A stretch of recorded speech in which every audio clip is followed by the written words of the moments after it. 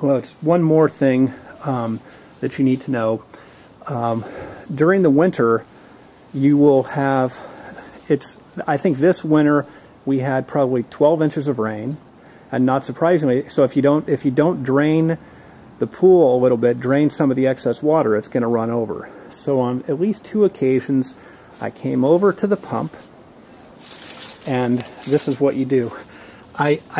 My drain hose finally wore out, so I will try to get another one, a brand new hose for you, for your use before I go. But the hose goes over this fitting where it says inlet, and then ideally you should, well, you should run it into the sewer drain out in front, or you can do what I've done, which isn't recommended, but I've done it anyway, is just to run the hose over into the side yard and drain the water over there. That's a little problematic because then you have standing water next to the foundation of the house, which isn't good. Again, it would be better to have the hose run all the way out to the street, but under San Jose law, I believe you are not permitted to dump pool water into the storm drain unless you first neutralize the chlorine, and no one's going to do that. So again, you either dump it in the side or you just try to be discreet if you're going to put it down the storm drain or down your sewer pipe out by the front steps. But in any event, the hose gets hooked up here.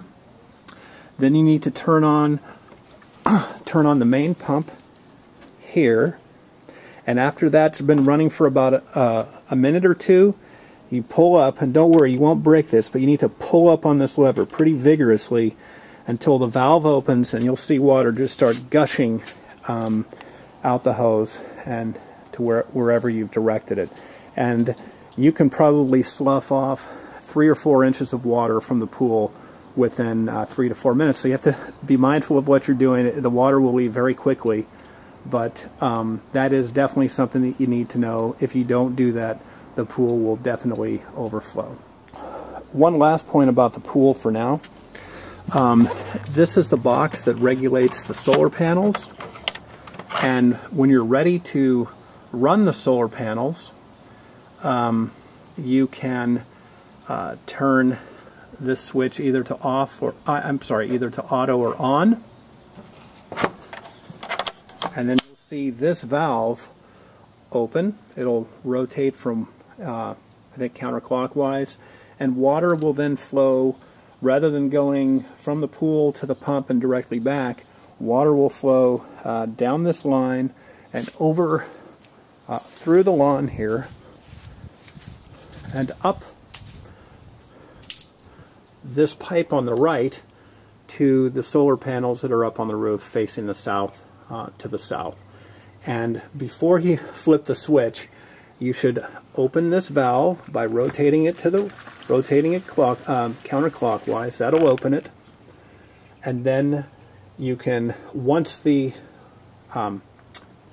pool filter and pump are running, you can open the solar panel, put it on auto. It'll open up, and you want to do that for the first time, you know, on a warm day after the water in the solar panel has been baking for a while. And when you first turn that on, every day when it first comes on, it's kind of startling because it'll force air out into the pool and it'll start bubbling along, and that's okay. It's just forcing air through the lines, but it'll bubble. And if you're sitting in the office at the time, you'll hear water starting to cascade down the, it's not very loud, but you can hear water cascading through the solar panel and down the down pipe. So I was a little disappointed with the effectiveness of the solar panel. I think it probably gets you another, it doesn't really cost anything extra to run it now that it's up there. I guess it puts an extra load on the pump, but it might get you an extra 5 degrees of temperature. But again, as I said, the much cheaper pool rings will get you at least that much, probably 5 to 7 degrees on their own, and rather than $5,000, they're more like, you know, $300 or $400 for all 12 of those. So at minimum, I recommend using the, you know, and during the summertime with the solar rings in the pool, you can probably expect to have pool temperatures somewhere well into the 80s. If you combine the rings with the solar panel, it might actually make it too warm. You might get up to 90 or above, particularly during the warmer months. Okay. By the way, one more random bit of information for now. The pool fence, we were advised by the realtor that we should take out most of the pool fence for showing purposes. Obviously the property looks nicer without the fence. So I left in this section, and you can see part of it hanging behind. I also left in the other end of it near that fence, and the balance of the pool fence is stowed next to the gas meter over here.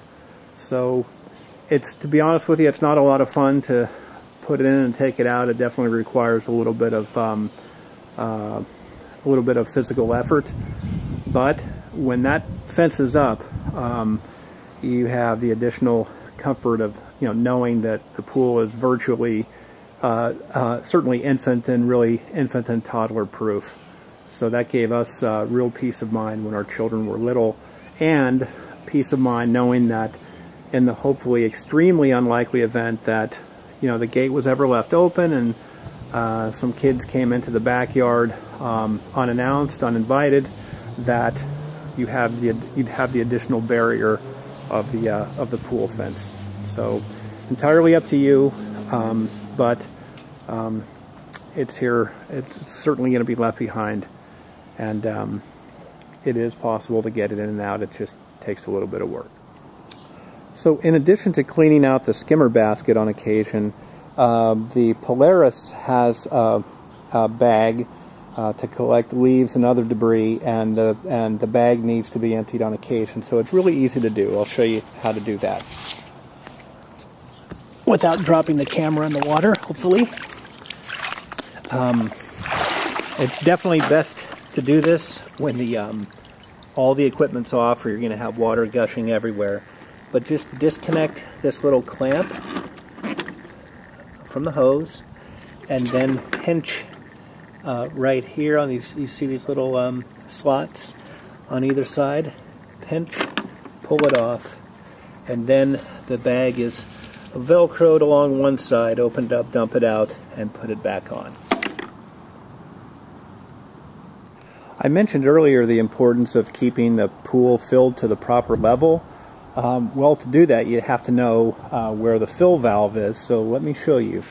Here's the master bedroom sliding glass door, and here behind the hydrangeas up against the wall, is the valve. And to turn it on, turn it parallel to the pipe, and to turn it off, just turn it back to where it's perpendicular. Now there's not a catch here, so it won't stop. You might be, well, I'm sorry, that's tight all the way. So just make sure it's tight all the way. For the first time in the 11 years I've been here, as I mentioned just the other day, I neglected to close it all the way, and it continued to leak water into the pool almost to the point of overflowing. But it's pretty easy to do. Turn it on,